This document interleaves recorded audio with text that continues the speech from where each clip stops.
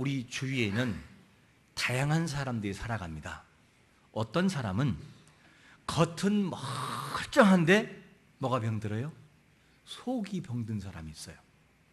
또 반대로 겉은 병들었으나 속은 멀쩡하니 아주 실속 있는 사람이 있어요.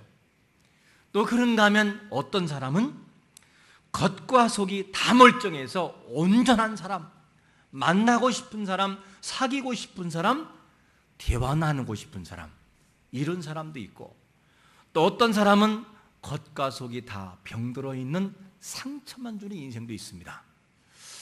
여러분들은 어디에 속한 사람들이십니까?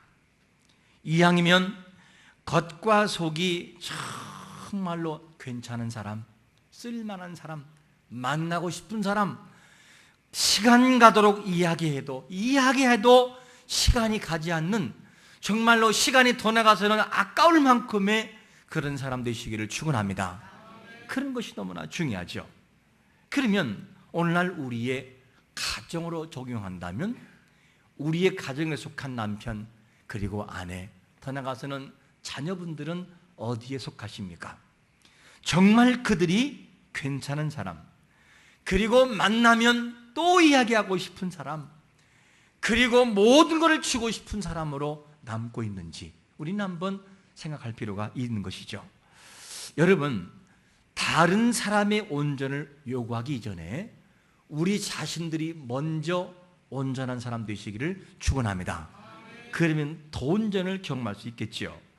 그런데 오늘 본문에 나오는 사람은 나면서부터 걸어보지 못한 이 사람은 어떤 부류에 속할까? 이 사람은 어떤 부류에 속할까? 먼저 오늘 본문을 간략하게 배경사를 말씀드리면, 오늘 본문에 베드로와 요한이 나오고, 그리고 이 병든 자, 걸어보지 못한 자의 삶이 나오는데, 그런데 이 유대인들 중에는 하루에 3번 기도하는 습관과 관습 같은 것이 있습니다. 몇 번 기도하느냐? 하루에 3번인데 오전 9시에, 12시에, 오후 3시에 이래서 총 3번을 기도합니다. 그런데 이렇게 3번을 기도하는데 오늘 본문에 나오는 시간은 몇이냐? 제9시에 속하는 오후 3시에 속하는 시간대가 되겠죠. 이렇게 해서 기도하는데, 근데 이때 올라가던 중에 이 한 번도 걸어보지 못한 사람을 만나는 거예요. 그래서 이가 예수 그리스도의 이름을 통해서 이렇게 세워지는 현장이 본문에 등장합니다. 이렇게 해서 그는 성전으로 들어가면서 행복한 생애를 살아가는데, 오늘 우리는 이 말씀을 보면서 성전 미문에 앉아 매일 구걸하는 이 사람은 과연 이 어떤 일 때문에 이렇게 매일 성전 미문에서 구걸하며 살아야 되는지, 그리고 이 사람이 이 살아가는 삶이 성전에 들어가지 못하고 미문에 앉아서 그냥 구걸하는 인생으로 끝났다면 우리의 신앙은 어떨까? 우리의 신앙은 과연 어떤 것인가에 대해서 말씀을 통해 적용하는 시간을 여러분 가져보는 것이 참 중요합니다. 그러면 먼저 이 사람은 어떠한 장애를 속했기에 민문에 앉아서 있을 수밖에 없느냐 하는 부분을 오늘 사도행전 3장 2절은 이렇게 말씀하지요. 나면서 뭐한 사람요? 못 걷게 된 이를 사람들이 메고 오니 이는 성전에 들어간 사람들에게 구걸하기 위하여 날마다 민문이라는 성전문에 두는 자라, 이렇게 표현하고 있어요. 그러니까 이 사람을 보게 되면 이 사람의 고통과 너무나 불가능한 수치는 뭐냐면 나면서부터 이미 뭐가 있냐? 장애가 있는 거예요. 그 장애가 뭐냐? 걸어볼 수 없는 사람, 걷고 싶어도 걸을 수 없는 사람. 이 아픔 때문에 그는 늘상 고통하며 성전 미문에 앉아 구걸하는 인생을 살아갔죠. 이 인생이 이 아픔을 몇 년 동안 경험하느냐? 40년 동안 경험해요. 이 40년이라는 세월 동안에 고통함이 있는 버텨왔던 것이죠. 이 사도행전 4장 22절을 보면 이 사람의 나이를 40여 세라고 성경은 증언합니다. 그러니까 이 사람이 고통받는 세월의 기간은 약 40년 정도 너무나 힘든 것을 경험했죠. 그러니까 이 사람이 겪었던 삶이 지금 이 말씀을 현재 우리의 사건으로 가져온다면 현재 이 사람은 40년의 고통이 있지만 이 40년을 거슬러 올라가 젊은 시기로 올라간다면 더 충격적으로 와 닿았을 거예요. 왜냐? 어린 시절에는요 직격탄을 맞아버려요. 아이들이 장애가 있으면 그 장애를 직접 아이들은 놀리거나 따돌림을 당하거나 그리고 아이들을 상대해 주지 않아요. 그때 다가오는 이 어린아이의 심령 속에는 다 고통으로 다가오죠. 친구가 많겠습니까? 배려하는 사람이 많겠습니까? 그렇지가 않지요. 이런 상황을 가지고 살아가다 보니 이 사람은 더 큰 충격으로 지금까지 살면서 왔던 것이 누구냐? 이 사람의 모습이었습니다. 이런 것들 때문에 그의 인생은 어디에 터널을 맞추느냐? 희망, 성전, 여기에 터널을 맞추지 못하고 어디 맞추느냐? 미문이라는 곳에. 다른 말로 말하면 내 인생은 그래도 구걸할 수 있으니 다행이 아니겠느냐라고 하는 그 인생의 포기된 채널로 인생을 미문에 맞춰놓습니다. 그대로 간다면 그 인생은 그냥 구걸하다가 많은 인생으로 끝나겠죠. 그런데 이 인생에 대해서 성경은 뭐라고 단어를 사용하고 있느냐? 이 40년 동안 고통하는 인생에게 나면서부터 뭐한 자? 못 걷게 된 자. 이 단어를 쓰고요. 그리고 구걸하기 위하여 이 단어를 쓰고 그리고 날마다 미문이라는 곳에 라는 이 단어를 사용합니다. 이 단어만 보아도 이 사람의 삶의 패턴은 매일의 삶 속에서 아픔과 고통 속에 살아가는 인생이라는 것을 알 수가 있습니다. 왜? 희망이 없잖아요. 자기가 만든 것이 아니라 이미 태어나는 순간부터 불가능의 수치를 가지고는 태어났잖아요. 지금보다 훨씬 더 그 당시에는 의술이 발달하지 못했기 때문에 더 불가능의 수치는 높은 단계였습니다. 이렇게 살아가는 인생이 누구냐면 이 인생의 모습이 있다는 거죠. 아름다운 문이라는 이 미문이라고 하는 곳, 아름다운 문이지만 그는 성전을 들어가지 못하고 그냥 성전 미문에서 구걸하는 인생으로 끝나버리는 그 인생이 바로 오늘 본문의 이 인생인 것을 보게 됩니다. 자, 우리는 여기에서 이 인생을 바라보면서 과연 우리의 영적인 상태는 어디에 머물러 있는가?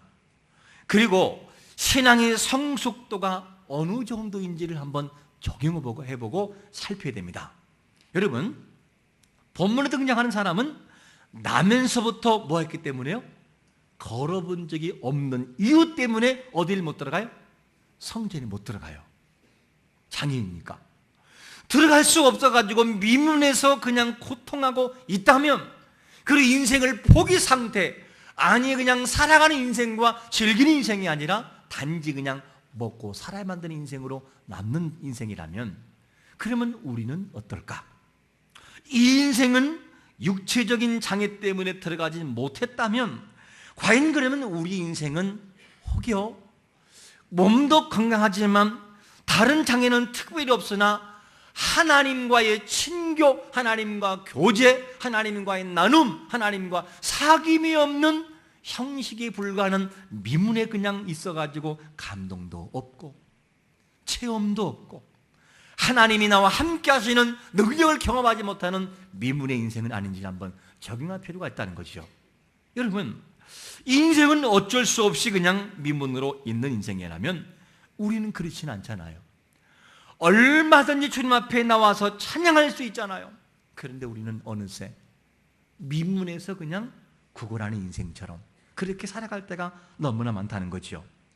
어느 예배는 의무감으로 드려버리고 어느 찬양은 찬양을 드리면서도 감동도 없고 우리의 모든 예배 가운데 그분과 나와의 교제가 이루어지는 것이 아니라 어느새 형식으로 남아있는 이 모습이 됐다면 우리는 이미 성전 안에가 아닌 미문에 있는 인생으로 있다는 사실을 알아야 됩니다. 여러분, 하나님과의 예배의 삶을 즐기면서 예배하기를 축원합니다. 하나님을 찬양할 때는 찬양대 하나님을 즐기면 찬양하세요. 틀리면 어때요? 좀 부족하면 어때요? 나와 그분과 신랑과 신부된 우리가 하나님을 높이는 찬양 자체가 이미 설레는 마음이잖아요. 그러므로 삶에 대한 부분, 예배와 이 찬양을 기쁨을 가지고 즐기면서 하나님을 높인다면 하나님이 얼마나 기뻐하겠어요.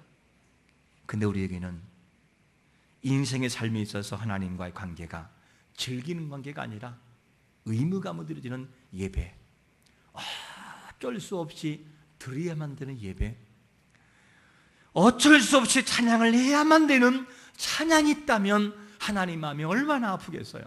여러분, 오늘 본문에 나오는 이 사람은 인생을 살아감에 있어서 그냥 미문으로 끝나버리죠. 들어가지를 못해요. 이것이 뭐냐? 본문에 나오는 사람의 모습이었습니다. 여러분, 우리의 신앙생활이 이제부터는, 오늘 이 시간 이후로부터는 형식의 틀에 갇혀 있다면 오늘부터는 인격의 삶으로 하나님과 교제하는 삶으로 나가기를 축원합니다. 그렇게 돼야만 되는 거죠. 의무적인 관계 탈피해버리고 이제는 하나님 앞에 간절한 모습을 가지고 나아가는 것이 중요합니다. 신앙생활이 오래 가면 오래 갈수록 다 깨어 있어야 되는 거죠. 저는 이렇게 묻고 싶어요.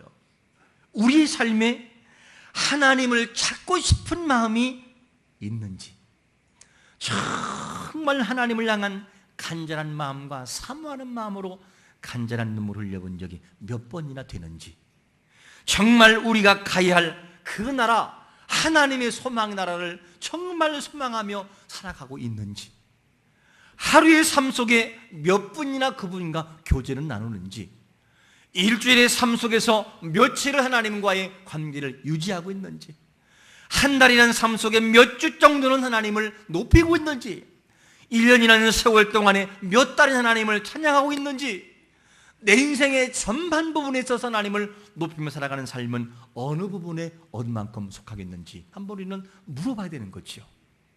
이런 삶이 없다면 나면서부터 이 걸어보지 못한 자가 성전에 들어가지 못하고 미문에 남은 인생처럼 우리도 어느새 미문에 구걸한 인생으로 살아가고 있다는 거예요.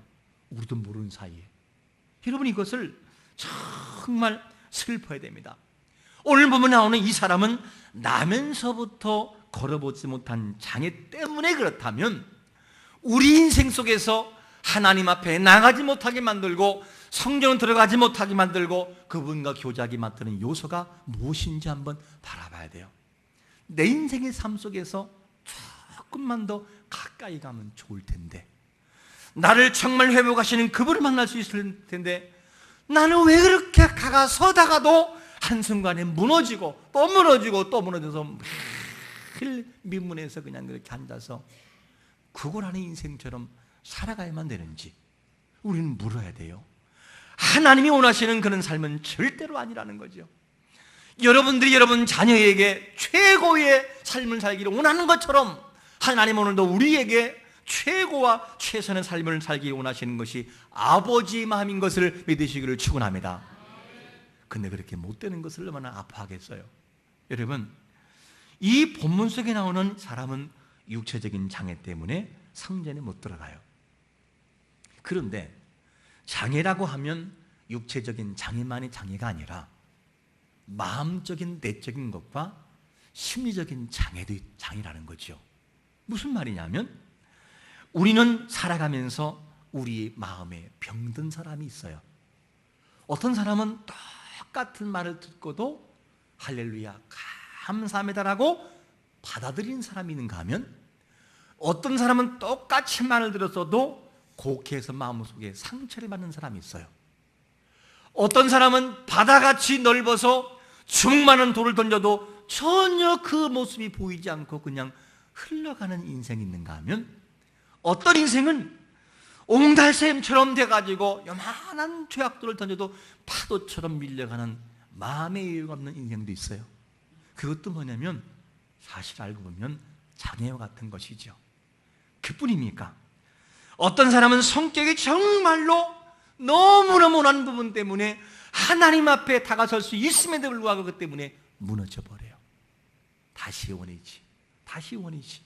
이것도 장애예요. 그런가 하면 어떤 사람이 인격적으로 정말로 다른 사람에 비해서 너무나 정돈되지 않고 정리가 되지 않은 사람도 있어요. 그래서 상처를 쉽게 주게 되고 상처를 쉽게 받기도 하고 이런 인생을 살아가기도 합니다. 어쩌면 그 모든 것들이 자라온 환경 때문에 나도 모르는 사이에 답습되어진 그런 모습이 있겠지요. 왜? 부모님이 그렇게 살아왔으니까. 나도 모르는 사이에 그렇게 돼버린 인생. 그리고 어떻게 살다 보니 인생을 살아보다 가다 보니 그렇게 안 하면 안 되기 때문에 되어진 인생. 그것도 방법이 있겠지요. 그러나 중요한 것은 뭐냐면 우리가 어떠한 장애를 겪고 있든지 그것이 하나님의 앞에 나가는 모든 것을 막는 요소가 있다면 예수 그리스도 이름으로 자유하기를 축원합니다. 예수 그리스도 이름으로 끊으시기를 축원합니다. 그래야 우리 인생은 행복할 수 있다는 거예요. 행복하긴 하나님이 원하셔요. 그런데 하나님은 성전에 들어가기 바라지만 미문에 들어있는 인생, 이것이 우리의 모습이다라는 거죠. 여러분, 우리의 인생이 행여 병들어 있고 장애가 있고 그리고 여러 가지 모습이 있다면 요한복음 8장 32절의 말씀처럼 진리를 알지니 진리가 누구를요? 너희를 자유케 하리라. 하나님의 진리 속에 들어가 그분의 말씀 앞에 내가 젖어버리면 연약한 인생이 회복되어지고 지친 영혼과 병든 영혼이 회복되는 역사가 지금 이 시간에 여기에서 이루어지는 것을 믿으시기를 축원합니다. 성령은 강력한 역사를 통해 내 마음을 터치하거든요. 하나님은 치유하셔요. 그러면 여러분, 본문 속에 나오는 이 사람이 민문에 앉아있는 가장 큰 이유는 뭐냐면 나면서부터라는 불가능의 수치 때문에 못 들어가고 있는 거예요. 이것이 그의 인생이었습니다. 우리의 삶에 있어서 정말로 남들에게 말할 수 없는 육체적인 어떤 장애, 그리고 내 가슴 깊은 곳에 들어가면 내가 딛고 있는 영적인 장애가 있다면 우리는 이것 때문에 너무나 아파하고 힘들잖아요. 남들에게는 웃음을 주고 있으나 내 깊은 곳에는 하염없이 흐르는 눈물도 있잖아요. 나의 모습을 누군가가 볼까봐, 들켜버릴까봐 불안하는 심령, 그런 마음도 있잖아요. 그런 모든 것들이 정말로 우리가 치유받지 못하면 하나님께 나아가는 것을 방해한다는 거예요. 그 예가 어디 나오죠? 한번 나중에 설교하겠지만 요나 같은 경우를 보세요. 하나님의 사람이요, 하나님이 부르신 일을 감당하는 그 사람임에도 불구하게 되고 선입견이라는 성격 하나가 확 열지 못하니까 별일을 다 경험하잖아요. 큰 고래 뱃속에 들어가기도 하고 풍랑을 만나기도 하고 다른 사람에게 죽을 위기를 경험으로 보여주기도 하고, 그런데 그거를 딱 놓는 순간 니느웨가 회개하기 시작하잖아요. 외칠 때에 회개하기 시작하잖아요. 그러니까 우리에게는 여러 가지 장애 때문에 하나님의 앞에 나가는 그 성전으로 나가는 길을 막을 때가 있다는 거예요. 이런 부분 우리가 깊게 생각하며 적용하지 않으면 안 된다는 것이죠.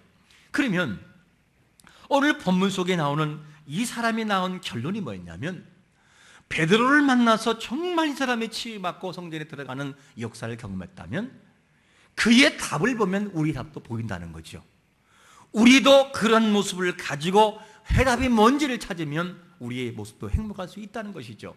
그러면 오늘 본문 속에 나오는 나면서부터 걷지 못한 불가능의 수치에 가까운 이 사람이 무엇을 통하여 어떤 방법을 통해서 해답을 받았는가? 치유받은 역사가 사도행전 3장 6절은 이렇게 말씀하고 있습니다.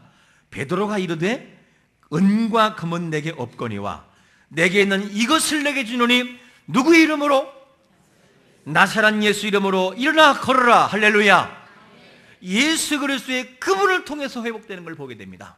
여러분, 인생의 진정한 행복은 은과 금으로 되어지는 것이 아니라 인생의 주인 되시는 예수 그리스도 그분을 진심으로 만날 때에 회복이 있음을 믿으시기를 축원합니다.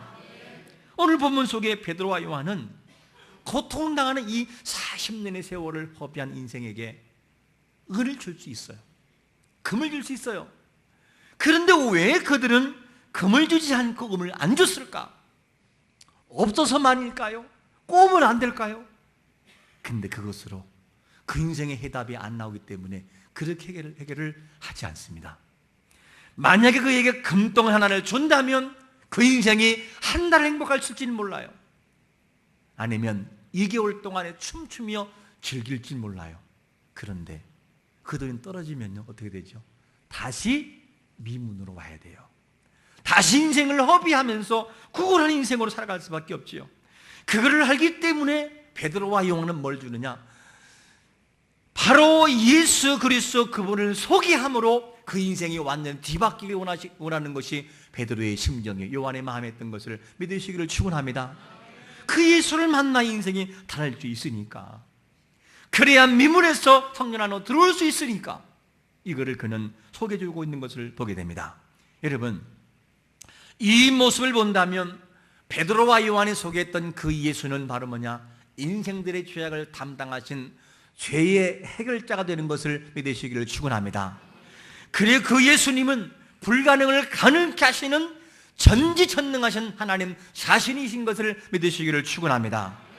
그리고 그 인생은 완전한 인격을 바꿔놓고 불행한 인생에서 행복한 인생으로 바꾸신 분이라는 거예요.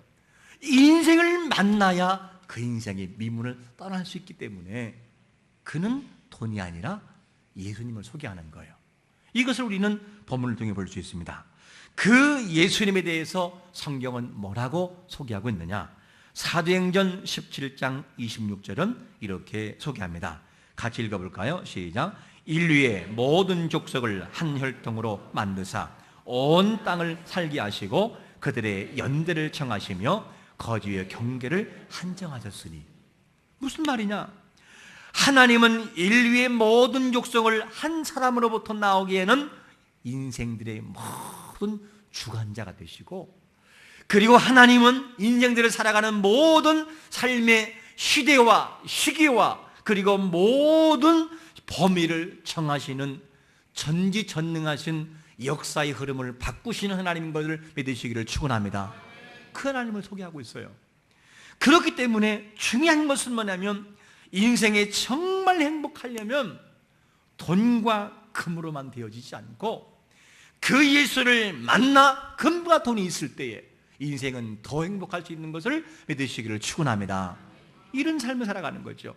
그래서 우리가 살아가는 삶 속에서 어렵고 힘들지만 다윗의 강직한 믿음처럼 시편 18편 2절에서 고백했던 고백처럼 여호와는 나의 반석이요 나의 요새시요 나를 건지신 이시요 나의 하나님이시요 내가 그 안에 피할 나의 반석이시요 나의 방패시요 나의 구원의 뿌리시요 나의 산성이시로다. 이 고백이 우리 입술을 통해서도 나오는 것을 믿으시기를 축원합니다. 그렇게 될 수 있다는 거죠. 40년의 구걸하는 인생이 하마터면 긴 세월 동안에 고통할 뻔했습니다. 정말 그가 예수를 진실로 만나지 않았다면 여전히 구걸하는 인생으로 끝날 수밖에 없었어요. 그런데 그 인생을 완전히 바꿔놓았어요. 무엇으로 바꿔놓았지요? 바로 예수 그리스도 그분을 통해서 바뀐 것을 믿으시기를 축원합니다. 바뀐 인생을 어떻게 소개하고 있느냐? 이렇게 소개합니다. 같이 읽어봅니다. 뛰어서 사도행전 3장 8절 시작. 뛰어서 걸으며 그들과 함께 성전으로 들어가면서 걷기도 하고 뛰기도 하며 하나님을 찬송하니.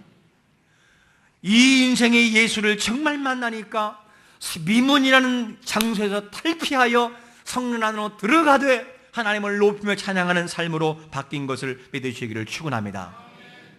이 사건은 이 사람에게만 주어진 것이 아니라는 거죠. 오늘날 많은 사람들은 이 하나님의 놀라운 기적의 역사를 믿으려고 하질 않아요.